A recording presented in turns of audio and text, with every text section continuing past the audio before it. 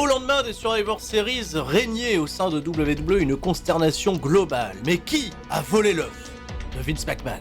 Une intrigue poignante où le chairman de WWE avait invité et ordonné à toutes les superstars de Raw, de SmackDown, d'être présentes ce soir pour cette nouvelle journée au Barclays Center de Brooklyn. Un scénario qui vous avait tous tenu en haleine pour vivre les 3 heures catchesques les plus emblématiques du lundi soir. Et ben au final, personne n'en parle. D'ailleurs, ce sera mon point, vous avez cliqué sur cette vidéo, vous avez vu le titre, vous avez vu la vignette. Comment ne pas passer à côté de cette information? Un fan a attaqué Seth Rollins. Pour de vrai. Et n'échappant à la règle, vu qu'absolument tout le monde parle de ça aujourd'hui, des images particulièrement lamentables et pathétiques font aujourd'hui le buzz, bien devant chacun des scénarios proposés par WWE.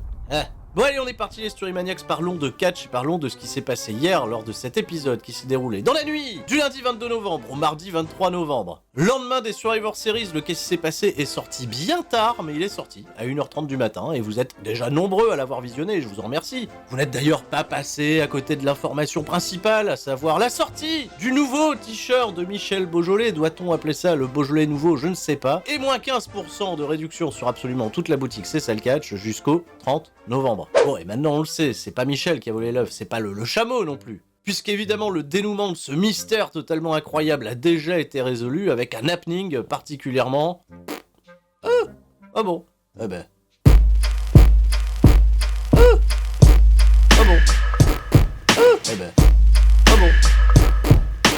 Eh ben allez, on va y aller, on va essayer de mettre de l'entrain au début de cet épisode avec Vince McMahon dans son bureau, qui est peut-être aujourd'hui la star la plus importante de WWE. Généralement, quand il y a Vince McMahon quelque part, on est là, on se dit « Oh, qu'est-ce qui va se passer ?» T'imagines, 76 ans, plus grosse star de la compagnie. Il a convoqué Sonya Deville et Adam Pearce dans son bureau. Les mecs, ça va pas. Si on retrouve pas mon œuf avant la fin de la soirée, eh ben vous êtes virés. Là, quelque part, je me suis dit « Putain, ce serait cool ». Que l'œuf soit pas retrouvé. Parce que la direction scénaristique de Sonya Deville et d'Adam Pearce, bon, c'est pas exceptionnel en ce moment. Et Sonya Deville qui nous sort, on n'a pas de piste, mais il y a des caméras de surveillance. McMahon, il fait quoi? Des caméras de surveillance? Bah vous auriez pas pu le dire plus tôt? Bah oui, mais les images sont floues. On a juste pu remarquer que le voleur présumé serait torse nu et jambes nues. Vince McMahon tout de suite il fait le rapprochement, il fait c'est certainement une femme. Vince McMahon, roi de l'enquête évidemment, le roi des déductions, et Adam Pearce et Sonya Deville vont creuser. Mais Vince McMahon va inciter tout le monde à mettre du cœur à l'ouvrage ce soir puisque celui qui rapportera son œuf se verra offrir une opportunité au championnat WWE de Big E ce soir. Enfin ce soir, non c'est plutôt ce soir dans le main event. Alors moi j'aimais bien l'époque où on devait gagner le Money in the Bank, ou le Royal Rumble, peut-être que désormais tous les ans va falloir chercher un œuf. Bon, et ben on va suivre les aventures des catcheurs de Raw, de SmackDown qui vont chercher un œuf, mais pas tout de suite. D'abord on retrouve Randy Orton au micro de Kevin Pantoufle de WWE Fan Attack Rollins. Il demande à Orton ouais qu'est-ce qui t'agace? Bah Orton ce qui l'agace c'est que Riddle il s'inspire pas assez de lui dans son comportement, mais le problème c'est que Riddle il a pris la consigne au mot. Et il arrive habillé de manière très très cheap en Randy Orton. Et il commence comme ça, tu vois, à se pavaner, à parler lentement comme Randy Orton, et Orton, lui, de son côté, il est écroulé, là, il en peut plus. Et là, je vais aller affronter Dolph Ziggler, et je vais faire des trucs de vipère. Tu vois ce que je veux dire? Lancez ma musique! Et c'est la musique de Randy Orton, et on est parti, premier combat de la soirée, c'est Riddle contre Dolph Ziggler. 9 minutes 30 de match, c'était pas trop mal, avec un Randy Orton aux abords du ring qui est... Oui, un peu en PLS. Et Riddle, qui a poussé le cosplay jusqu'au bout, il a oublié les genouillères et les chaussures, évidemment, et surtout, il a piqué un slibard à Drew Gulak. Peut-être qu'il flottait dans le slip d'Orton, ça on sait pas, mais quand même, le cosplay est bien pensé. WWE avait vu le coup en avance. Et Riddle, il fait un super cosplay d'ailleurs, parce qu'il catch exactement comme Randy Orton, non pas du tout, il fait des flying armbar. Où est-ce qu'il fait des flying armbar, Randy Orton? Ils sont partis à la pub, retour de pub, la Riddle, il a repris l'avantage avec un power slam porté à la manière de Randy Orton, et Orton, il a commencé à kiffer, et à encourager Riddle, qui a enchaîné. Il a voulu porter le drip DDT, il s'est fait contrer, mais il a remporté la victoire avec un RKO. Victoire de Riddle. Orton célèbre avec lui, et pour le féliciter, il va porter le finish de Riddle sur Bobby Roode, qui était impuissant aux abords du ring, bien évidemment. Retour à la chasse à l'œuf, et en image, s'il vous plaît, là, on a une salle qui est retournée de fond en comble par toutes les superstars de Raw, de SmackDown, même Rhea Ripley, tu vois, elle est là en train de fouiller, on sait jamais. Rhea Ripley, elle a peut-être envie d'affronter Big E. Ils foutent un bordel pas possible, je sais pas qui va nettoyer après ça, ils font des gags, évidemment, parce que t'as R-Truth qui pense avoir trouvé l'œuf, mais en réalité, c'est un ballon de football américain. Et quand tu réfléchis, un petit instant, non? Tu te dis, si un mec a volé le putain d'œuf et qu'il est parti depuis, bah, pourquoi il reviendrait au Barclays Center? Pourquoi il se serait amusé à cacher l'œuf? Non, les mecs, ils étaient obligés de dormir là, ils sont pas retournés à l'hôtel. Qu'est-ce qui se passe?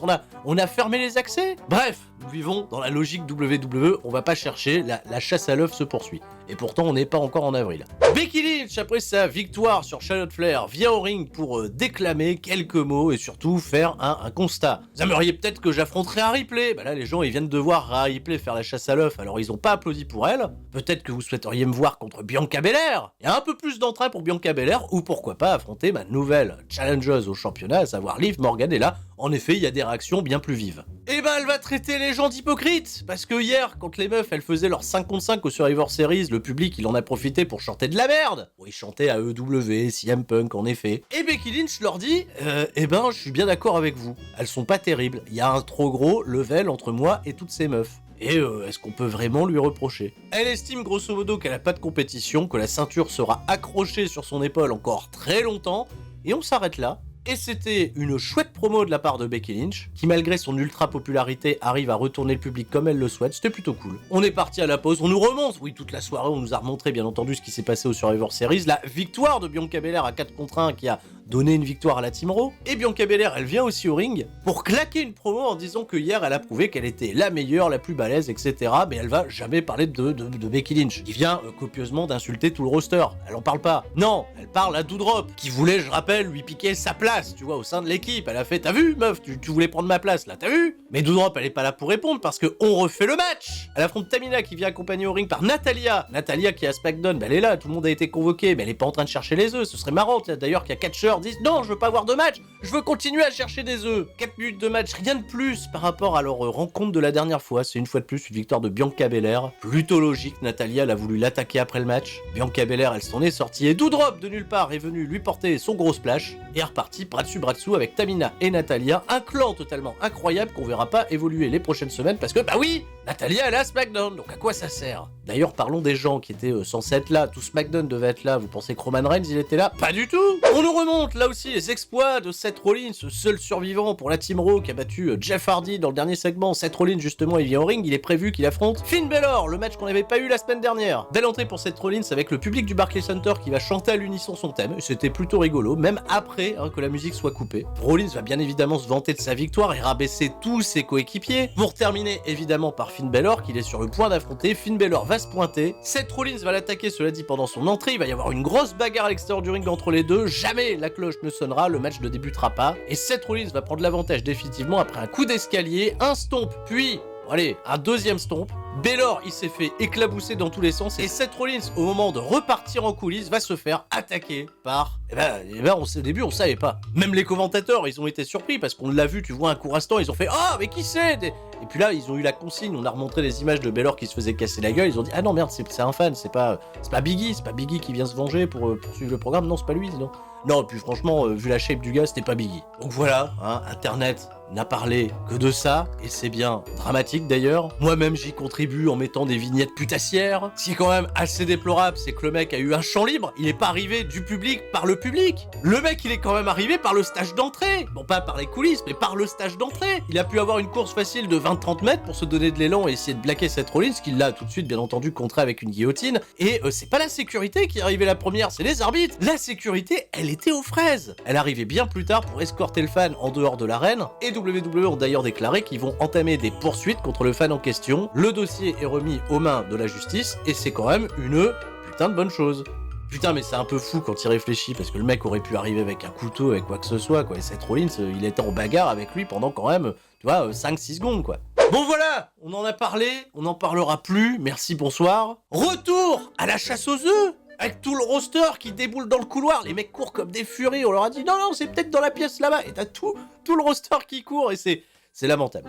Les mecs, je sais que c'est la période, mais limite on se serait cru au début du Black Friday. Et Vince McMahon, dans son bureau, il est rejoint par Sami Zayn. Il vérifie, tu vois, auprès de Vince McMahon, il dit « Tu veux quoi, toi? Qu'est-ce que tu veux, toi ?» J'ai cru comprendre que c'est vrai, on a un match de championnat si on me dit « Où est l'œuf ?» Vince lui fait « Attends, tu sais où est mon œuf? Qu'est-ce que t'attends là? Ramène-me-le. Et Sami Zayn veut bien s'assurer que le deal est bien en place et va dans un petit instant révéler où est l'œuf de Vince McMahon. Alors là, les 40 000 catcheurs qui courent comme des dératés, bah trouvez Sami Zayn, allez lui casser la gueule, allez lui soutirer les informations, pas du tout, il y a les Street Profits qui viennent faire la bagarre contre AJ Styles et Omos. Et les Street Profits, pour nous inciter à regarder leur combat, ils se sont dit tiens, on va venir avec un sac et on va pas vous dire ce qu'il y a dans le sac. Ça me rappelle quelque chose, tu vois, avec tu te souviens, un grand chauve barbu, un barbu avec une barbe rouge, tu te rappelles lui? C'est qui déjà? Comment il s'appelle? Enfin bref, lui aussi il avait fait des mystères, ça c'était mal fini. AJ Styles et Omos contre les Street Profits, 8 minutes de match où Omos bien entendu ne participe en rien à l'action. Il vient juste à la fin quand AJ Styles décide de lui faire le tag et vu qu'il domine absolument tout le monde, et ben Angelo Dawkins il a sorti du sac un extincteur. Et il a foutu un grand coup d'extincteur, un gros... Je fais bien l'extincteur. Dans la tronche d'Omos, il en a également mis sur AJ Styles et puis ils se sont barrés, ils ont perdu le match par disqualification et ça a servi à quoi?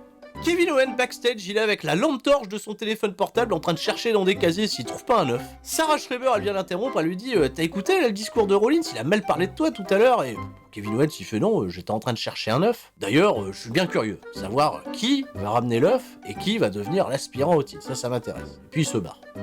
Sarah Schreiber, elle reste totalement pantoise. Bien évidemment, on nous rappelle comme chaque semaine que Virman n'a toujours pas trouvé le chemin. Le mec, il est perdu dans le tromé. Pas moyen de rejoindre Brooklyn. Il arrive à Raw, mais on sait pas quand. Et backstage, on retrouve Zelina Vega et Carmella qui vont avoir une opportunité au championnat par équipe de Rhea Ripley et de Nikki Ash. Sarah Schreiber, elle leur demande très gentiment quelle est votre stratégie. Parce que bon, faut bien se l'avouer, les deux, elles sont quand même un peu nazes. Et Carmella et Zelina, elles disent on n'a pas besoin de stratégie, parce qu'on sait que Nikki Ash, elle est nulle. L'idée, ça sera plus de trouver comment canaliser Rhea Ripley. En effet, Rhea Ripley, jusqu'encore il y a peu de temps, c'était une badass. Là, maintenant, elle est occupée à chercher des œufs. Donc j'ai hâte de voir quelle sera la stratégie. Et puis on est parti pour ce match de championnat par équipe, qui va durer 4 minutes 50, et je me demande si c'est pas un record, tu vois, pour une défense de championnat par équipe à la WWE dans la division féminine. Et niveau stratégie, figurez-vous qu'en réalité, il y en avait pas. Non, parce qu'à chaque fois que Rhea Ripley elle était dans le ring, elle arrivait à contre absolument tout le monde, Carmella elle s'enfuyait. Mais Carmella, cela dit, elle a réussi à mettre les super kicks les plus pourraves du game pour neutraliser Rhea Ripley, et Zelina Vega elle en a profité, elle a porté son code red sur Nikki Ash, et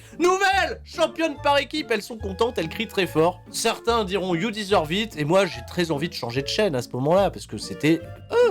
Ah bon. Ah ben... Ah bon. Eh ben... Ah bon. Eh ben...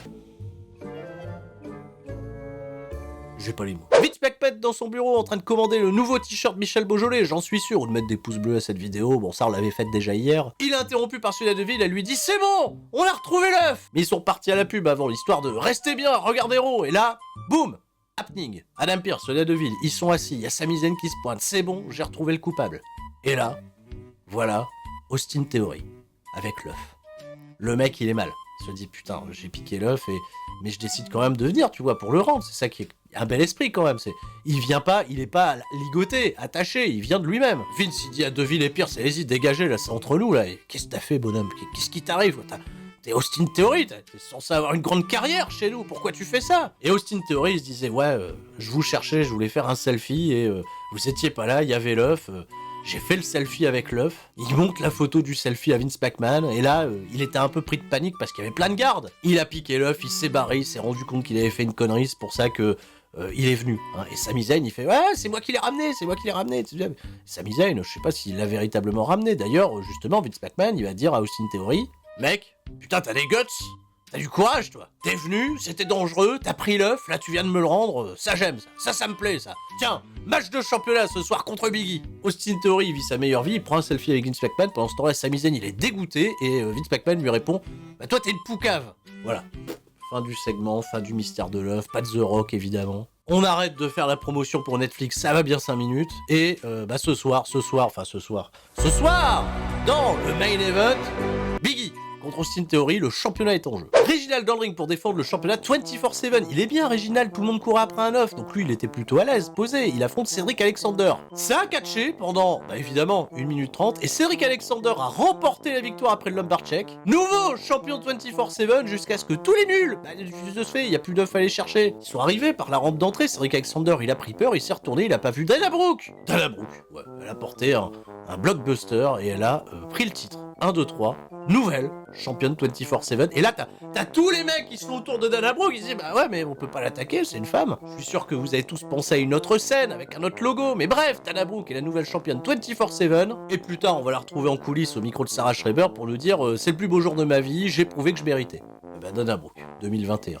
Le projet Dana Brooke, évidemment. Rey Mysterio et Dominic Mysterio, ils affrontent en match handicap Bobby Lashley tout seul. Ouais, 2 babyface contre un heel, mais c'est censé les rendre babyface. Et Dominique, il dit à Mysterio, papa, j'ai un peu peur. La semaine dernière, tu t'es fait casser la gueule et j'ai pas osé intervenir. Rey Mysterio, il dit à Domi, t'inquiète fils, il faut rester fort. J'ai affronté tous des mecs bien plus costauds et bien plus dangereux, l'Undertaker, Batista, Orlando Jordan, et tu sais quoi? On va le faire ensemble, père et fils. On va le faire pour la race. Enfin, pour la raça, Toda la raça. Mais c'est pas parce que le scénario, il est un peu moisi que les mecs peuvent pas être bons dans le ring et nous raconter correctement l'histoire. Et l'histoire, elle a été bien racontée, j'ai bien aimé. Ça a duré 11 minutes, qui ont fait le match le plus long de la soirée. Et Bobby Lashley va réussir à repousser les assauts d'absolument tout le monde. Il va dégager Mysterio à l'extérieur du ring avec une spear. Il va porter le Hurt Lock à Dominic Mysterio. Bref, Bobby Lashley MVP de retour aux affaires, mais pour quel programme et quelle suite? Patrick Axel est backstage avec Biggie. Biggie qui, voilà, relativise sur la défaite contre Roman Reigns. Mais voilà, c'est une défaite et il va tout de suite se remettre en selle.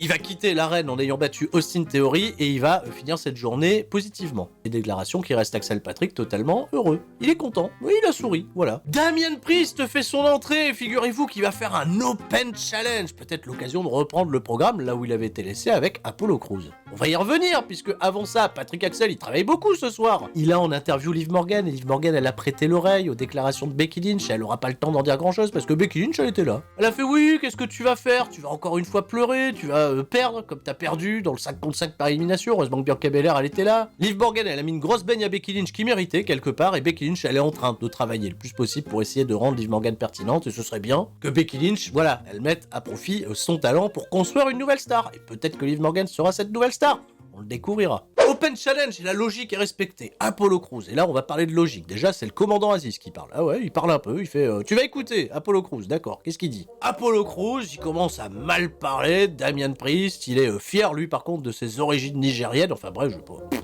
pas beaucoup de sens. Damien Priest, il lui dit tu parles beaucoup, tu devrais lancer un podcast. Si tu veux me challenger pour le titre, vas-y viens, on se la donne. Et Apollo Crews, il fait non. Ah, le mec, il est venu, il a mis son slibard, il est prêt à faire la baston, et il vient, il dit non. Bah non. Finalement, il a changé d'avis, il se barre. Et Sami Zayn, il fait oui, alors il y a un complot, normalement je devais affronter Biggie, et bah moi je challenge Damien Priest. Et Apollo Crews il dit rien, le mec il se barre, mais putain Apollo Crews et le commandant Aziz ils se sont barrés. Sami Zayn il a dit vas-y Damien Priest, moi je te prends, et quand la cloche a sonné, le premier réflexe de Sami Zayn, je déconne pas, c'est de s'enfuir.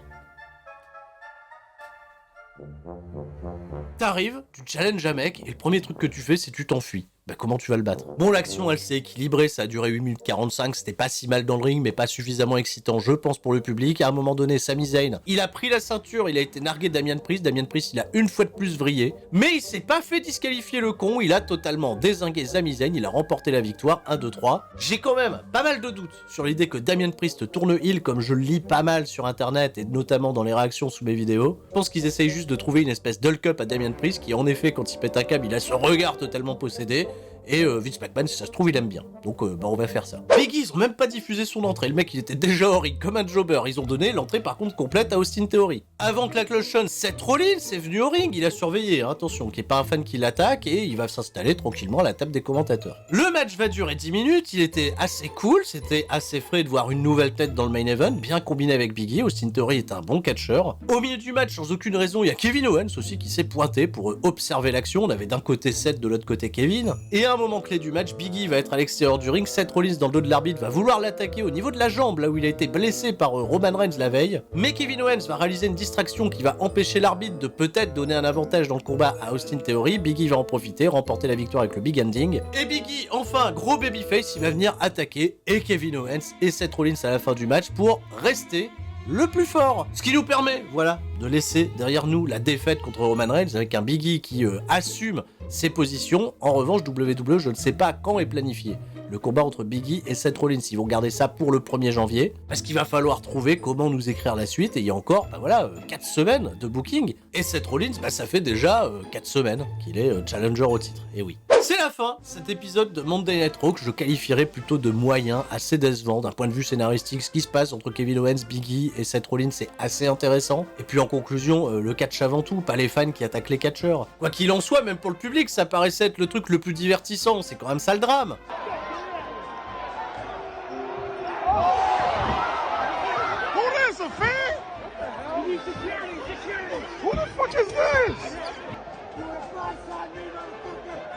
What the fuck is going on, bro? Bro, what the fuck? Yo,